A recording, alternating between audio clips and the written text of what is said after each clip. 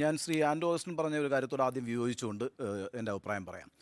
പിണറായി വിജയന് കേരളത്തിൽ ഏതെങ്കിലും തരത്തിൽ ജീവന് ഭീഷണിയുള്ളതായിട്ട് ഞാൻ മനസ്സിലാക്കുന്നില്ല. കാരണം എന്താണെന്ന് വെച്ചാൽ, ഇപ്പോൾ രാജ്യത്തെ മറ്റ് സംസ്ഥാനങ്ങൾ നോക്കുമ്പം വലിയ സെക്യൂരിറ്റി ആവശ്യമായിട്ടുള്ള മുഖ്യമന്ത്രിമാരുണ്ട്. പല കാരണങ്ങളാൽ ഇപ്പം മാവോയിസ്റ്റ് ഭീഷണിയുള്ള സ്ഥലങ്ങളുണ്ട്. ഇപ്പോൾ ഉത്തർപ്രദേശൊക്കെ പോലുള്ള സ്ഥലങ്ങളിൽ വലിയ ഗൂൺസ് ഉണ്ട്.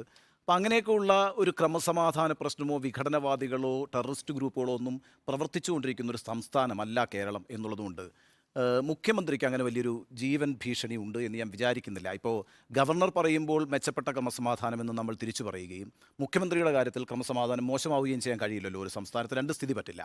അപ്പോൾ കേരളം നല്ല ക്രമസമാധാനമൊക്കെ ഉള്ളൊരു സ്ഥലമാണ്. അവിടെ മുഖ്യമന്ത്രിയുടെ ജീവന് വലിയ ആശങ്കയുണ്ട് എന്ന് ഞാൻ വിചാരിക്കുന്നില്ല. ഇനി രണ്ടാമത്തെ കാര്യമെന്ന് പറയുന്നത്, ഈ സ്വാഭാവിക നടപടിക്രമമാണ് ഈ ഗൺമാന്മാർ ചെയ്തത് എന്ന് പോലീസ് പറയുന്നു. യഥാർത്ഥത്തിൽ പോലീസും ഇന്ന് ചെയ്തിരിക്കുന്നത് സ്വാഭാവികമായ നടപടിക്രമമാണ്. അത് താങ്കൾ വളരെ വ്യക്തമായി സൂചിപ്പിച്ചതുപോലെ മുഖ്യമന്ത്രിയുടെ വകുപ്പ് ഏതാ പ്രധാനമായും കൈകാര്യം ചെയ്യുന്നത്? ആഭ്യന്തര വകുപ്പാണല്ലോ. അപ്പോൾ അദ്ദേഹം ആഭ്യന്തരമന്ത്രിയാണ്. ആ ആഭ്യന്തരമന്ത്രിയാണ് വന്നിരുന്നിട്ട് പറയുന്നത് എൻ്റെ ജീവൻ രക്ഷിക്കുക എന്നുള്ളതാണ് അവരുടെ ഉത്തരവാദിത്വം, ആ ചുമതലയാണ് അവർ നിർവഹിച്ചത് എന്ന് പറഞ്ഞു കഴിഞ്ഞാൽ പിന്നെ അദ്ദേഹത്തിൻ്റെ താഴെ പ്രവർത്തിക്കുന്ന ഒരു പോലീസ് സ്റ്റേഷനിലെ പോലീസ് ഓഫീസർക്ക് ഈ പറയുന്ന ഗൺമാനെതിരെ കേസ് എടുക്കാൻ കഴിയില്ല. അതാണ് അതിൻ്റെ സ്വാഭാവിക നടപടിക്രമം എന്ന് പറയുന്നത്. അതവിടെ പാലിക്കപ്പെട്ടിട്ടുണ്ട്. ഇനി അവർ കോടതിയിൽ പോകും എന്നാണ് പറയുന്നത്. കോടതി ഇക്കാര്യത്തിൽ ഗൗരവത്തോടെ ഇടപെടണം എന്നാണ് ഞാൻ വിചാരിക്കുന്നത്. ഇടപെടുമെന്നാണ് ഞാൻ പ്രതീക്ഷിക്കുന്നത്. അതിനൊരു കാരണമുണ്ട്. കാരണം എന്താ വെച്ചാൽ, ഒന്ന്, നിങ്ങൾ ആ ദൃശ്യം പരിശോധിച്ചാൽ മതി. ഒന്ന്, മുഖ്യമന്ത്രിയുടെ വാഹനം കടന്നുപോയി, അപ്പോഴാണ് ഈ പറയുന്ന കരിങ്കൊടിയുമായിട്ട് അവർ രംഗപ്രവേശം ചെയ്യുന്നത്. രണ്ട്, അപ്പോഴേക്കും അവിടെയുള്ള ലോക്കൽ പോലീസുകാർ കൃത്യമായി ഈ രണ്ട് ചെറുപ്പക്കാരെ ഒരു കടയുടെ സൈഡിലേക്ക് ഒതുക്കി നിർത്തിക്കഴിഞ്ഞിരിക്കുന്നു. മൂന്ന്, അപ്പോഴാണ് ഇറങ്ങി വന്നിട്ട് PSO, ഈ പേഴ്സണൽ സെക്യൂരിറ്റി ഓഫീസറായിട്ടുള്ള സന്ദീപ് വന്നിട്ട് ഇവരെ അടിക്കുന്നത്. അത് ഉപയോഗിച്ചിരിക്കുന്നത് മുളവടിയാണ്. ഈ മുളവടി എന്ന് പറയുന്നത് നമ്മൾ ഈ RSSകാരുടെ കാര്യത്തിലാണ് പറയുന്നത്. ഈ 6 അടി കുറുവടി മുളവടി എന്തി RSSൻ കാപാലികരെ എന്ന് മുദ്രാവാക്യം വിളിക്കും. മുളവടിയൊന്നും ഇപ്പോഴത്തെ കാര്യത്തിൽ ഉപയോഗിച്ചുകൂടാ. ഇപ്പം ഈ പറയുന്നത് പിന്നെ ഇലക്ട്രിക് ലാത്തിയും ഫൈബർ ലാത്തിയൊക്കെയാണ് ഉപയോഗിക്കുന്നത്. അതിൻ്റേതായിട്ടുള്ള ശാസ്ത്രീയമായ കാരണങ്ങളുണ്ട്. അപ്പോൾ അപരിഷ്കൃതമായ ആ സംവിധാനമൊക്കെ പോയി. എന്തിനാണ് ഈ മുളവടി ഈ ഗൺമാൻ ഈ വണ്ടിക്കകത്ത് കരുതി വെച്ചതെന്ന് എനിക്കറിയത്തില്ല. രണ്ടാമത്തെ കാര്യം, അയാൾ എന്തിനാണ് അവിടെ എൻ്റർ ചെയ്തത്? ഈ ഗൺമാൻ എന്ന് പറയുന്നത് മുഖ്യമന്ത്രിയുടെ പരിസരത്ത് തൊട്ടടുത്ത് അദ്ദേഹത്തിൻ്റെ ശരീരത്തോട് ചേർന്ന് നിൽക്കേണ്ട ഒരാളാണ്. അയാൾ ബോഡി ഗാർഡാണ്. അയാൾ ആ സ്ഥലം വിട്ട് എങ്ങോട്ടേക്കും മാറാൻ അർഹതയുള്ള ഒരാളല്ല. അയാളാണ് പോയിട്ട് അടിക്കുന്നത്. നിങ്ങളിനി ആ ദൃശ്യം ഒന്നുകൂടി പരിശോധിച്ച് നോക്കിക്കോളൂ. അവിടെ നിൽക്കുന്ന SI റാങ്കിലുള്ള ഒരു ഉദ്യോഗസ്ഥൻ അയാളെ തടയുന്നുണ്ട്. എന്തിനാണ് ഈ അനിൽ കല്ലൂരിനെ തടയുന്നത് ആ പോലീസ് ഓഫീസർ? അവർക്കൊക്കെ ഈ ലോക്കലായിട്ടുള്ള നേതാക്കളെയൊക്കെ അറിയാം. ഇവർ അപകടകാരികളായിട്ടുള്ള ആളുകളാണ് അല്ലാന്നൊക്കെ വളരെ വ്യക്തമായിട്ട് അറിയാം. ഒരാൾ KSന്റെ ജില്ലാ പ്രസിഡന്റാണ്, മറ്റൊരാൾ യൂത്ത് കോൺഗ്രസിൻ്റെ സംസ്ഥാന സെക്രട്ടറിയാണ്. ആ രണ്ടുപേരാണ് അത് കാണിച്ചത്. അപ്പോൾ ഈ ലോക്കൽ പോലീസുകാരെ തള്ളുന്നുണ്ട്. ആ തള്ളുന്ന ദൃശ്യം വളരെ വ്യക്തമാണ്. അനിൽ കല്ലൂരിനും ഈ പറയുന്ന സന്ദീപിനും അവിടെ ഒരു റോൾ വഹിക്കാനില്ല. അതുകൊണ്ട് അത് കൃത്യമായ നിയമലംഘനമാണ്. അവരുടെ ചുമതലയല്ല ഈ പറയുന്ന ക്രമസമാധാന പരിപാലനം. അവർ എപ്പോഴും മുഖ്യമന്ത്രിയുടെ ഒപ്പം ഉണ്ടാകേണ്ട ഒരു കാര്യമാണ്. എന്ന് മാത്രമല്ല, നിങ്ങളൊന്ന് ആലോചിച്ച് നോക്കിയേ, 2014 മുതൽ 2016 വരെയുള്ള കാലത്ത് എത്ര ഗൺമാന്മാർ ഇവിടെ വെടിവെച്ചിട്ടുണ്ട്? 2014 മുതൽ 2016 വരെ സോളാർ കേസിൽ ഈ മുഖ്യമന്ത്രി ഉമ്മൻചാണ്ടിക്ക് കേരളത്തിലൂടെ യാത്ര ചെയ്യാൻ കഴിയുമായിരുന്നു.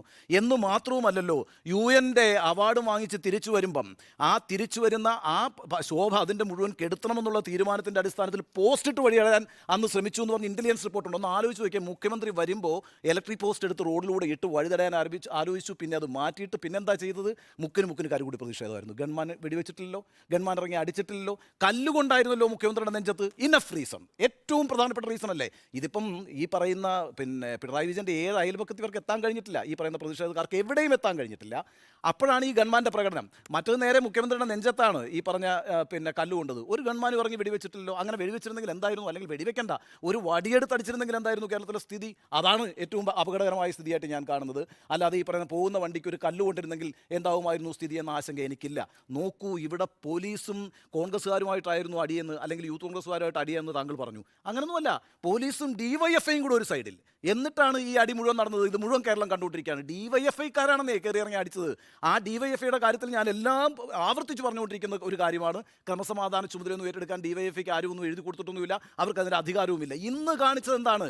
തിരുവനന്തപുരത്ത് വെഞ്ഞാറമൂട്ടിൽ പോലീസ് സ്റ്റേഷനിൽ കയറിയിട്ട് അടിക്കുകയല്ലേ? കരുതൽ തടങ്കിൽ വെച്ചവരെയാണ് അടിച്ചത്. കരുതൽ തടങ്കലിൽ വെച്ചവരെയാണ് ഈ പറഞ്ഞ കോമ്പൗണ്ടിനകത്ത് കയറി അടിച്ചത്. ഇത് DYFI ഈ സമ്മേളനവുമായി ബന്ധപ്പെട്ട് ആദ്യം ചെയ്യുന്ന കാര്യമല്ലല്ലോ. എരിപുരത്ത് എന്താ ചെയ്തത്? ഈ പറയുന്ന ഹെൽമറ്റ് ആക്രമണവും അതുപോലെ എന്താ പൂച്ചട്ടി ആക്രമണവും കഴിഞ്ഞതിന് ശേഷം നേരെ പോയി പോലീസ് സ്റ്റേഷനിലേക്ക് കയറുകയാണ്. അപ്പോൾ പോലീസും ഡിവൈഎഫ്ഐയും കൂടെ ഒരു സൈഡിൽ, ഇപ്പുറത്താണ് ഈ കോൺഗ്രസും അല്ലെങ്കിൽ യൂത്ത് കോൺഗ്രസും KSUവും. അങ്ങനെയാണ് ആ ഡിവിഷൻ നടക്കുന്നത്.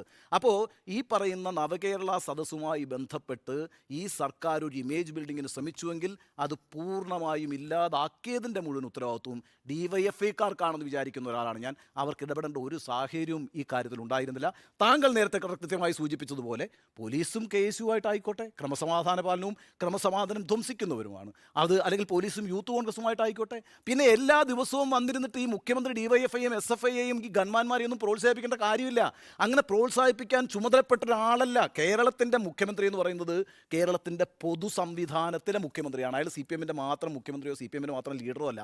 കേരളത്തിലൊരു ക്രമസമാധാന പ്രശ്നമായിട്ട് റോഡുകളിൽ ഉണ്ടാകുന്നുണ്ടെങ്കിൽ അതിനെയൊക്കെ ഒരു സമവായത്തിൻ്റെ അന്തരീക്ഷത്തിലും സംയമനത്തിൻ്റെ അന്തരീക്ഷത്തിലും കാണുന്നതിന് പകരം ഈ പറയുന്ന വളരെ വൈരാഗ്യ ബുദ്ധിയോടുകൂടി, എന്നിട്ട് അദ്ദേഹം തെളിയിക്കുന്നത് സുധാകരനോട് ചോദിച്ചോ എൻ്റെ ഭീരുത്വമാണോ എനിക്കുള്ളത് അല്ലെങ്കിൽ ധൈര്യമാണോ? ഇതെന്താണ് കണ്ണൂരിലെ കോളേജ് ക്യാമ്പസിലെ കഥ കേൾക്കാനല്ല രാവിലെ കേരളം ഈ വാർത്താപ്പെട്ടിയും തുറന്ന് കണ്ടുകൊണ്ടിരിക്കുന്നത്. ഇവർ ഈ പണ്ട് കാലത്ത് കാണിച്ച വലിയ വീരസാഹസിക കഥകളുടെ ഏടുകൾ ഇങ്ങനെ അന്വേഷിച്ച് പോകുന്നവരുമല്ല മലയാളികൾ. ഇതൊന്നും അങ്ങനെ സെറ്റിൽ ചെയ്യേണ്ട കാര്യമല്ല. വളരെ സംയമനത്തോടുകൂടി വളരെ വിവേകത്തോടുകൂടിയാണ് ഒരു മുഖ്യമന്ത്രി പെരുമാറേണ്ടത്. പല ദിവസങ്ങളിലും അദ്ദേഹം നടത്തുന്ന വാർത്താ സമ്മേളനത്തിൽ അദ്ദേഹം ഈ തരം കാര്യങ്ങൾ പറയുമ്പോൾ അത് കേരളത്തിലെ ജനമനസ്സുകളിൽ വേറിട്ടൊരു അഭിപ്രായം ഉണ്ടാക്കും എന്ന ആശങ്ക എനിക്കുണ്ട്. ആ ആശങ്ക അവർക്കും ഉണ്ടാകണമെന്ന അഭിപ്രായമാണ് എനിക്കുള്ളത് ഈ കാര്യത്തിൽ.